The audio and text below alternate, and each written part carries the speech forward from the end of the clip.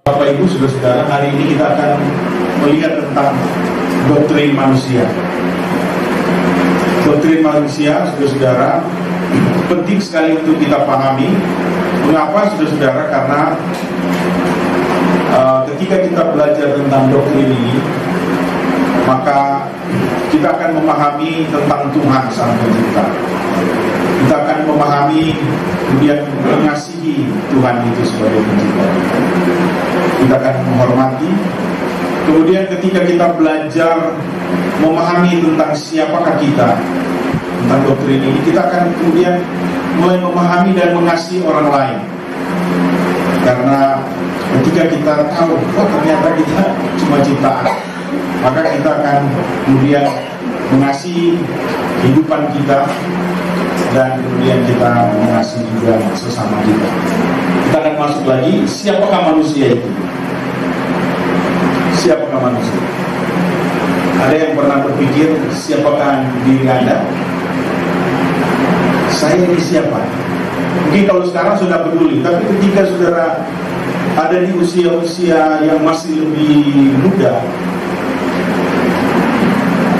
banyak pertanyaan tentang diri. Kita ini siapa sebetulnya? Kita ini apa tujuan kita dari hidup? Itu banyak kali pertanyaan-pertanyaan ini. Dan ketika orang sudah mulai gagal menemukan, saudara-saudara, siapa orang ini, kemudian biasanya pertanyaan yang paling terakhir, mengapa kita ini? Kalau sudah bilang mengapa, itu cilaka biasanya. Saudara-saudara, kita hidup miskin, kita hidup susah, banyak penderitaan. Mengapa hal ini terjadi padaku? Banyak sekali pertanyaan tentang kehidupan kita. Sejak dari awal, saudara-saudara, manusia sudah mempertanyakan kehidupannya. Ini dibuat suatu patung oleh Augustin Rodin. Dia mengukir sebuah patung yang diberi judul Thinker, manusia pemikir yang sedang berpikir, ya. Karena manusia pada dasarnya, saudara-saudara, memikirkan tentang kehidupannya. Tetapi ternyata manusia tidak mampu untuk menjawab apa yang dia pertanyakan. Mengapa? Dia mau tanya kepada siapa? Dia akan tanya kepada manusia. Dia akan tanya, siapakah saya sebagai manusia? Siapakah Anda sebagai manusia? Manusia pun akan jawab, saya juga manusia. Saya sedang bertanya, siapa saya manusia? Nah, tentunya saudara-saudara, tidak akan ada jawaban yang mudah. Nah, jawaban hanya ada ketika saudara-saudara mengenal Tuhan. Jawaban itu akan muncul. Anda akan bertanya, siapa saya? Ya, tidak ada jawaban, ya. Kemudian jawaban itu hanya bisa didapat ketika kita mulai mencari pencipta kita. Saya ada itu seperti apa? Nah, firman Tuhan itu mampu untuk memberikan jawaban yang pasti terhadap pertanyaan-pertanyaan kita. Jadi manusia coba memahami manusia itu seperti apa. Dan inilah sudah kira-kira seperti ini. Dari simpanse dia kemudian berubah jadi manusia. Bu Rami setuju? Bu Rami dari ini? Hah? Setuju? Ada yang setuju? Ya, bagaimana pendapatmu? Berbudi setuju dari tiba-tiba pemuda paringan sosialnya juga dari kami juga bisa ada. Nah, sebetulnya ada pendapat saya, tapi bukan di situ penekanan saya. Yang pasti kita akan lihat pendapat firman Tuhan itu seperti apa. Apa Alkitab katakan manusia itu dari mana? manusia itu berasal dari mana? Coba kita lihat pendapat Alkitab tentang manusia. Pertama, manusia itu adalah makhluk ciptaan. Kejadian 1 ayat 26 sampai 28. Saya potong saja ayat 28. Berfirmanlah Allah, baiklah kita, siapa ini kita ini? Allah menjadikan manusia menurut gambar dan rupa kita. Jadi manusia itu diciptakan oleh Allah. Ada ayatnya lagi yang lain. Jadi 2 ayat 7. Ketika itulah Tuhan Allah apa? Membentuk manusia. Ini sebetulnya sama dengan kata menjadikan. Sama. Dalam bahasa aslinya sama. Manusia itu dari debu tanah dan menghembuskan hidup ke dalam hidupnya. Demikian manusia itu menjadi makhluk yang hidup. Jadi manusia itu diciptakan oleh Allah. Bukan berasal dari perkembangan satu-satu yang kemudian dia berkembang, berevolusi, kemudian jadi manusia. Tidak. Tapi manusia itu memang langsung diciptakan oleh Allah. Banyak ilmuwan, banyak orang-orang yang terpengaruh dengan Charles Darwin. Tapi satu hal yang saya mau katakan, kira-kira dalam perkembangan evolusi itu, misalnya begini, dari ikan jadi buaya, misalnya, kira-kira ada yang mati tidak? Selama proses kehidupan berevolusi itu, ada yang mati tidak? Nah, ada. Nah, kalau dia mati di tengah, saudara-saudara, pasti saudara-saudara akan temukan bentuk ikan yang menyerupai buaya. Tapi tidak pernah saudara-saudara ditemukan dalam arkeolog tidak pernah menyampaikan, pernah menemukan. Tidak pernah ada orang menemukan saudara-saudara bentuk kakinya kerang, kemudian saudara-saudara bentuk kepalanya orang. Tidak pernah ditemukan. Karena memang manusia diciptakan sempurna. Kalau ada persamaan antara manusia, saudara-saudara, dengan hewan, binatang seperti kerang misalnya, tapi bukan manusia itu berasal dari kerang. Wah, ini luas sekali ini. Kalau bicara teori evolusi, waduh, berdebat, bisa orang berdebat. Karena teori evolusi juga ada yang bisa menerima setengah-setengah. Ada teori evolusi teistik misalnya, atau teori kesenjangan yang masih mengadopsi sebagian teori Darwin, sebagian Alkitab katanya. Jadi proses penciptaan manusia itu lama, cukup lama, berjuta tahun. Tapi memang sudah diciptakan manusia. Tapi tidak, manusia itu diciptakan langsung oleh Tuhan. Nah, proses penciptaan manusia ini seperti apa? Yang pertama, dengan dan melalui perundingan. Ada musyawarah ilahi di surga. Di Kejadian pasal 1 ayat 27 tadi berkata, marilah apa? Marilah kita. Jadi direncanakan dengan matang, saudara-saudara. Saudara, direncanakan dengan matang. Sebelum saudara lahir ke dunia ini, Tuhan sudah merancuk kehidupanmu. Ya, saudara baca dalam Mazmur pasal yang ke 39. Orang jauh-jauh waktu sudah dirancang oleh Tuhan.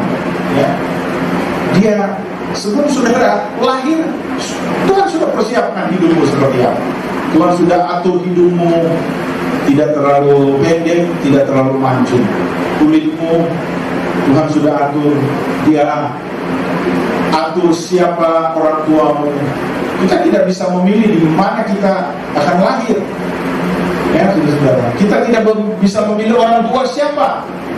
Wah, lebih enak kalau orang bisa pilih, Tuhan, kalau bisa saya lahir dari orang kaya, Bill Gates misalnya. Enggak, saudara lahir di Tamlah, itu sudah menjadi takdirmu. Saudara lahir misalnya di Kediri, itu sudah menjadi takdirmu. Di Palembang, di mana itu, di Minasa, karena Tuhan sudah merancang hidupmu. Ya.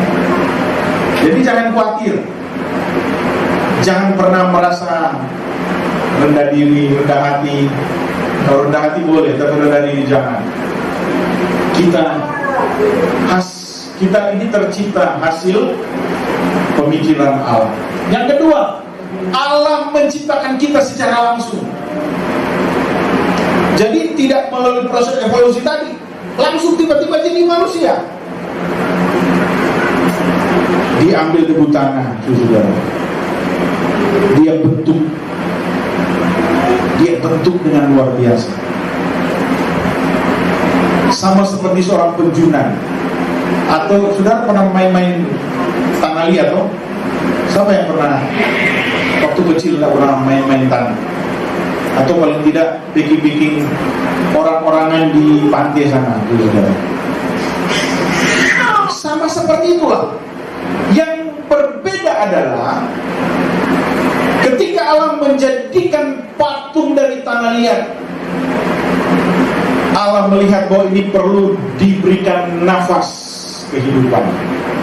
Sehingga tadi kita sudah baca Kejadian 2 ayat 7 berkata bahwa Allah menghembuskan nafas, maka manusia itu pun menjadi makhluk yang hidup. Yang ketiga, manusia diciptakan menurut gambar dan rupa Allah. Inilah keistimewaan ya, keistimewaan kita manusia dibandingkan dengan makhluk-makhluk yang lain. Allah ketika menjadikan terang, menciptakan langit dan bumi hanya dengan berfirman. Berfirmanlah Allah, jadilah langit, jadilah bumi. Menciptakan cakrawala hanya dengan berfirman, jadilah cakrawala, jadilah bintang-bintang penerang, jadilah segala benda-benda yang menggantung di angkasa, yaitu benda-benda di langit. Jadilah tumbuhan, cuma dengan berfirman. Jadilah binatang. Tapi yang berbeda, saudara, kita menjadi makhluk yang istimewa karena dengan pemikiran dan tangan Allah sendiri kita dibentuk. Hidung dia kesel, rambut diatur, luar biasa. Jadi Allah membentuk manusia itu menurut pola dan teladan dalam terjemahan yang lama, gambar dan rupa Allah. Itu sebabnya kita istimewa.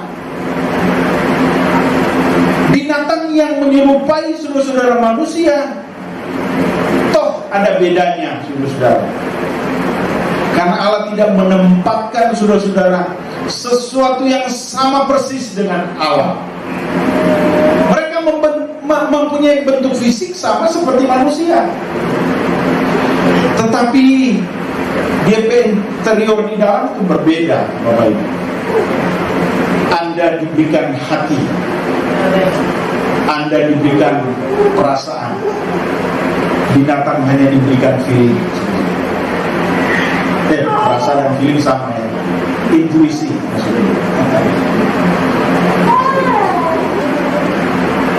Sejelek-jeleknya orang, tapi orang masih lebih bagus dari binatang yang paling hebat. Haleluya. Sama binatang paling hebat. Sejelek-jeleknya manusia, sehitam, apa saja yang saudara kenakan kepada manusia, tapi masih lebih bagus dari robot yang paling hebat, yang namanya Lucy. Lucy ya, yang paling hebat sekarang. Dia punya kemampuan berpikir secara sendiri. Ya, ketika saudara bertanya, halo Lucy apa kabar? Halo juga Michael apa kabar? Tapi toh dia, saudara, punya banyak kekurangan. Saudara lebih hebat dari komputer buatan manusia, karena diciptakan oleh Tuhan. Itu sebabnya jangan merasa minder, karena kita memang diciptakan menurut gambar dari Tuhan. Kemudian yang berikutnya, Bapak Ibu Saudara, manusia adalah makhluk yang bergantung. Ini yang perlu kita sadari. Kisah pasal 17, 23 atau 28 saja. Sebab di dalam dia kita hidup, kita bergerak, kita ada. Saudara kalau baca semua ayat ini, akan kita temukan bahwa ternyata manusia itu makhluk yang bergantung. Itu sebabnya kita tidak boleh sombong, tidak boleh membanggakan diri, karena saudara-saudara, secara fakta kita ini, saudara-saudara, nafas orang cuma Tuhan ada kasih. Ya. Berapa banyak duit yang saudara bisa beli kalau saudara sakit pakai oksigen, saudara? Itu mahal sekali. Tapi Allah, saudara-saudara, ketika menciptakan orang, dia kasih gratis ini. Ini udara, ini oksigen. Faktanya demikian. Sehingga manusia berhutang sebetulnya kepada Sang Pencipta. Dan manusia tidak bisa, saudara-saudara, hidup tanpa Pencipta itu. Mari kita baca satu ayat supaya lebih mudah. Ayub pasal 12, saya sengaja tidak catat ini, tidak cantumkan lengkap. Tapi mari kita baca Ayub 12 ayat 9 dan 10. Guru Budi yang paling jago ya, baca. Mari Guru Budi, tolong baca Ayub pasal yang ke-12 ayat 9 dan 10. Apa yang dikatakan oleh Alkitab tentang manusia sebagai makhluk ciptaan? Ayub 12 ayat 9 dan 10. Siapa di antara semuanya itu yang tidak tahu bahwa tangan Allah yang melakukan itu, bahwa di dalam tangannya terletak nyawa segala yang hidup, dan Di dalam tangannya apa? di dalam tangannya terletak nyawa segala yang hidup, Di dalam tangannya terletak nyawa segala yang hidup. Terus, dan nafas setiap manusia. dan nafas setiap manusia. Nah, kalau orang tahu siapa pencipta orang, luar biasa sekali. Kita akan dilindungi dalam segala keadaan. Nah, saudara-saudara, yang berikutnya, yang ketiga, manusia adalah makhluk Tritunggal. Tritunggal itu maksudnya tiga tetapi satu. Tiga tetapi satu. Nanti kita akan coba lihat, betul tak manusia itu manusia tiga tapi satu. Nah, saudara-saudara, memang ada beberapa pandangan tentang keberadaan manusia. Ada yang paling tidak ada dua. Ada yang menganggap bahwa manusia itu cuma dua, terdiri dari jiwa dan roh itu menjadi satu. Kemudian yang berikutnya adalah tubuh. Ini paham ini atau teori ini dikenal dengan dikotomi. Ya, jadi roh dan jiwa itu sama-sama, hanya dipakai secara bergantian ini kata ini. Kalau orang bilang roh, berarti sama juga dengan jiwa.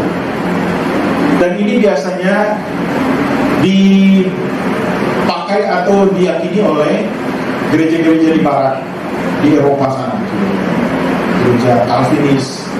Tapi belakangan ini sudah menjadi kacau juga sih. Tapi dulu orang-orang gereja barat itu lebih paham dua, roh dan jiwa itu sama, kemudian tubuh. Dan yang kedua adalah trikotomi, di mana manusia terdiri dari tiga bagian. Yang pertama adalah roh, jiwa, dan tubuh. Kita lebih meyakini ini. Umumnya gereja-gereja, apalagi di Indonesia, lebih banyak suka pakai ini karena mereka meyakini di dalam 1 Tesalonika pasal yang ke-5 ayat 23, Rasul Paulus memang pernah menyampaikan suratnya kepada jemaat di Tesalonika bahwa mereka harus siap sedia, kehidupan mereka tidak bercacat celah. Semoga Allah damai sejahtera akan menyempurnakan seluruhnya hidupmu, dan semoga roh, jiwa, dan tubuhmu terpelihara sempurna dan tidak bercacat celah sampai kedatangan Tuhan Yesus Kristus. Jadi diambil dari ayat ini, roh, jiwa, dan tubuh. Ada roh ini, jiwa, dan tubuh. Nah, diyakini juga, nanti saudara baca di Ibrani pasal 4 ayat 12, orang meyakini bahwa ternyata roh ini bisa dipisahkan, ya. Karena di Ibrani pasal 4 ayat 12 berkata, firman Tuhan itu tajam dan saudara-saudara menusuk amat dalam sehingga mampu memisahkan roh dan jiwa. Jadi mereka meyakini dengan paham-paham ini. Nah, coba terang dia 3 bagian manusia, ya. Yang pertama, saudara-saudara, yang paling luar adalah tubuh yang kelihatan ini. Tubuh yang kelihatan ini, saudara-saudara, dia bisa berbentuk yang di luar seperti daging, apa namanya ini, kulit. Tetapi ada tubuh yang bagian dalam, organ-organ, ya. Kalau saudara-saudara punya hati, tapi bukan hati, punya perasaan maksudnya, punya hati, punya jantung, punya paru-paru, itu masih dalam kelompok tubuh. Itu sebabnya kalau di bagian dalam, kalau saudara-saudara misalnya sakimah, oh Pak siapa? Dokter internis, maksudnya ahli bagian dalam, tapi masih tubuh. Yang kedua adalah jiwa. Jiwa ini orang tidak bisa lihat, karena itu ada di dalam manusia, dan dia saudara-saudara dekat sekali dengan roh. Jadi manusia itu sebetulnya ada 3 bagian. Saya juga lebih meyakini bahwa manusia ada 3 bagian, karena dasar-dasar firman menjelaskan seperti ini. Nah, tubuh saudara-saudara terdapat panca indera. Panca indera itu bisa apa? Bisa melihat, bisa mendengar, bisa meraba, bisa merasa, bisa apa? Mencium. Hidung, terapi hidung bisa mencium. Ada panca indera. Itu masih dalam tubuh. Jadi tidak usah khawatir dia hidung pesek, tapi tetap dia punya kemampuan untuk mencium sesuatu. Oh, enak sekali ini. Semakin dia tahan ke dalam, semakin ke dalam dia hidung saudara. Nah, jadi tidak usah takut saudara, karena Tuhan memang ciptakan orang yang orang-orang di Asia ini lebih banyak hidung yang maju ke dalam. Kemudian di dalam tubuh ada menyangkut kesehatan, menyangkut raga, saudara. Itu sebagai pelihara kita punya kesehatan. Kemudian di dalam jiwa, saudara, jiwa itu ada emosi, ada buah roh, ada kehendak, ada inteligensi, ada keinginan, ada kepribadian, ada watak atau saudara-saudara, ya karakter lah.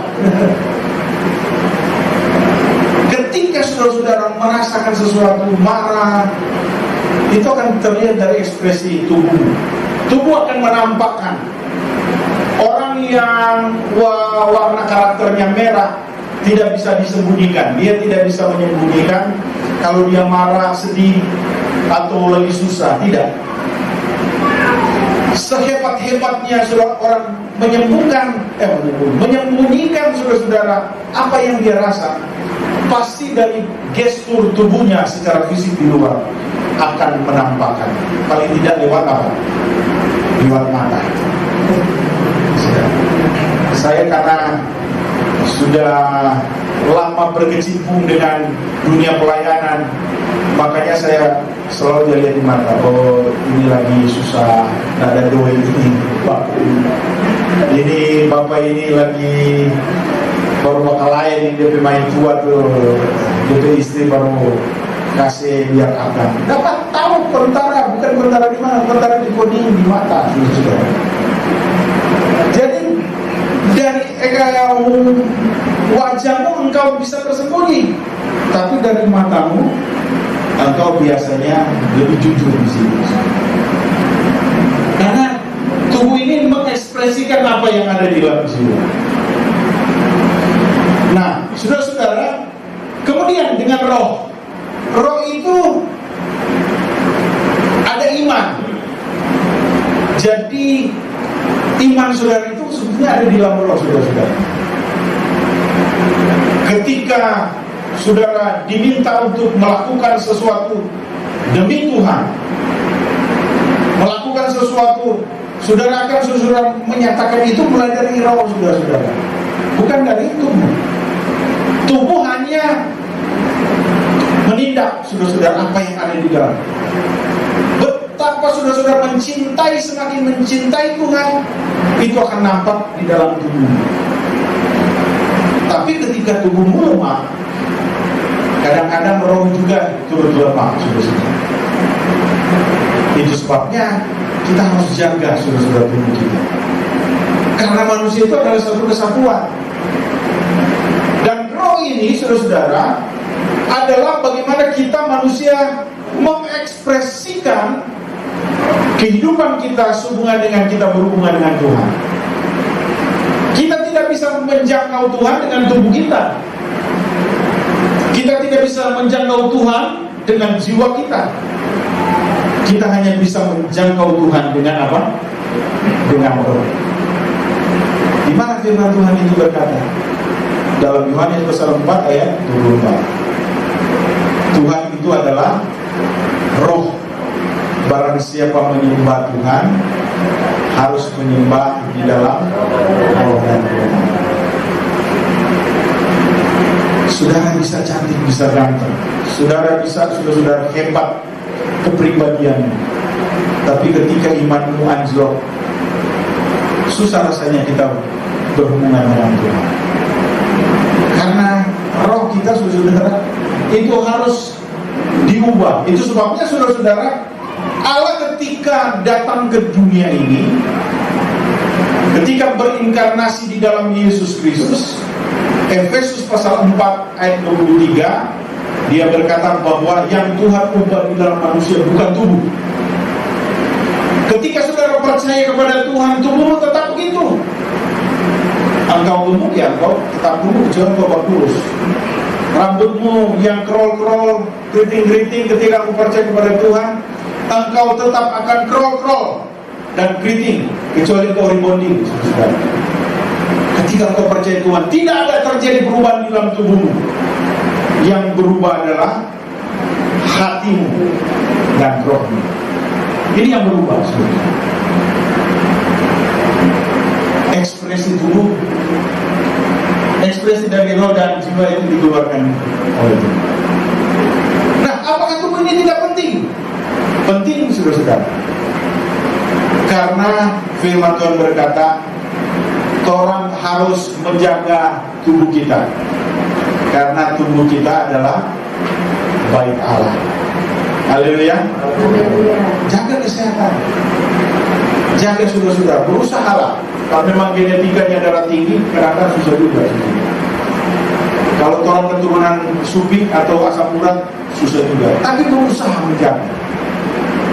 Pasang saudara-saudara pisau katanya di leher, supaya apa? Tubuh kita ini didapati sempurna menjelang kedatangan Tuhan. Jiwa kita didapati sempurna menjelang kedatangan Tuhan. Dan roh kita didapati juga sempurna. Haleluya. Orang kalau punya, dulu pernah kita kenal ada tuh anak yang katanya bisa lihat setan. Itu anak itu rohnya kuat. Supaya orang bilang bahwa dia indigo. Karena alam supranatural dia bisa lihat dengan matanya. Nah, roh ini saudara-saudara, dia perlu dirawat juga. Roh ini perlu dirawat. Orang yang sudah loyo iman, loyo DP roh dan jiwa, nampak dari saudara matanya dan tubuhnya. Tapi ketika orang punya roh yang kuat, tubuh boleh lemah, tapi di balik matanya pasti akan menampilkan saudara luar biasa. Dan hati-hati dengan pendengaran. Pendengaran ini juga bisa berbahaya. Konon katanya organ tubuh yang terakhir yang tidak berfungsi ketika manusia semua mati, paling terakhir adalah telinga. Nah itu sebabnya saudara-saudara, banyak kesaksian-kesaksian yang hidup walaupun semua mati, orang masih boleh sampaikan kita firman. Orang meyakini Bapak, Ibu, Oma, Opa percaya Yesus. Yesus mampu mengampuni hidupmu kalau engkau percaya. Biasanya tetesan air mata, tapi pendengaran itu luar biasa. Jadi Bapak Ibu Saudara-saudara, hati-hati. Cuma resikonya kalau orang sopongo, saudara-saudara, kadang-kadang so tua, Tuhan so panggil-panggil, so 90 tahun, so 100 tahun, opa di oma, Tuhan semua karena sopongo, opa di oma. Jangan dengar-dengar, saudara-saudara. Akhirnya DPU masih panjang. Nah ini cuma cerita lain. Nah kita lanjut ya. Tadi kok sudah gantung. Nah, kita lihat tujuan manusia diciptakan untuk apa. Yang pertama, saudara-saudara, Efesus pasal 1 ayat 4, sebab itu di dalam Allah, sebab di dalam Dia Allah telah memilih kita sebelum dunia dijadikan, supaya apa? Kita kudus dan tak bercacat di hadapannya. Yang kedua, di bagian pertama ini, Yesaya 43:7, semua orang yang disebut dengan namaku, yang Kuciptakan untuk kemuliaanku, yang kubentuk dan yang kujadikan. Manusia itu tujuan Allah yang pertama diciptakan. Kenapa? Karena saudara-saudara, agar manusia memuliakan Tuhan, agar manusia menyenangkan Tuhan. Itu sebetulnya kita diciptakan supaya kita menyenangkan Tuhan. Bukan hidup yang nau-nau, bukan hidup yang saudara-saudara pura-pura dan lain sebagainya, hidup di dalam kejahatan. Tetapi kita ada maksud dan tujuan, yaitu supaya kita hidup di dalam kekudusan. Di dalam kekudusan memungkinkan kita untuk bertemu dengan Tuhan dan kemudian memuliakan dan menyenangkan Tuhan. Yang kedua, Kejadian pasal 3 ayat 8 dan 9, ketika mereka mendengar bunyi langkah Tuhan Allah yang berjalan-jalan dalam taman itu pada waktu hari sejuk, bersembunyilah manusia dan istrinya itu terhadap Tuhan Allah di antara pohon-pohonan dalam taman. Tetapi Tuhan Allah apa? Memanggil manusia itu dan berfirman kepadanya, di mana kamu berada? Saya tambahkan Ulangan 6 ayat 5. Kasihlah Tuhan Allahmu dengan segenap hatimu dan dengan segenap jiwamu dan dengan segenap kekuatanmu.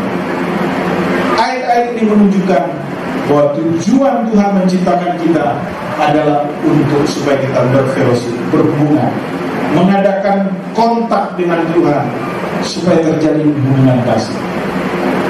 Itulah maksud tujuan Allah menciptakan hidup kita. Tahukah kita bahwa ketika dosa belum terjadi di alam semesta ini, di surga, saudara-saudara, ada malaikat-malaikat yang diciptakan oleh Tuhan. Untuk apa? Untuk menjadi sahabat, menjadi kagumnya Tuhan. Di situ ada saudara-saudara apa? Ada yang tahu? Nanti kita akan belajar di teologi. Ada apa? Kira-kira? Lucifer. Ada apa lagi? Ada apa? Gabriel. Ada apa lagi? Michael. Nah, saudara-saudara, ketika malaikat ini yang paling mempesona sebetulnya ini Lucifer ini. Karena apa? Dia begitu dekat dengan takhta Allah. Dia adalah makhluk malaikat yang luar biasa. Sampai akhirnya saudara-saudara, dia mengadakan pemberontakan dengan Tuhan. Padahal sebetulnya Tuhan begitu dekat dengan dia. Ketika Lucifer jatuh, dicampakkan ke bumi, ke alam semesta ini, Tuhan bermaksud mencari pribadi yang bisa, ya dalam tanda kutip, mengganti. Karena rupanya Allah itu senang bergaul, senang melakukan hubungan, sama seperti seorang wanita dan seorang pria yang masih pacaran. Oh, luar biasa sekali kalau masih pacaran. Jangan, kalau dulu kan cuma malam minggu, saudara. Ini hari-hari telepon, cari. Nah, di mana Nana? Ada apa Nana? Sama kan Nana? Pokoknya semua saudara mau tanya, saudara. Coba tidur. Yuk. Pokoknya semua dia mau tanya, saudara. Karena apa, saudara? Ada hubungan kasih, ada hubungan dekat. Di hatiku ada kamu, di pintu ada kamu, di baju ada kamu, semua ada kamu. Saya kira seperti itu Yesus, maksudnya Allah. Dia suka sekali bergaul dekat dengan karib-karibnya, manusia diciptakan. Dia mau supaya kita mengadakan hubungan kasih. Tapi hubungan kasih ini putus ketika manusia pun melakukan pemberontakan.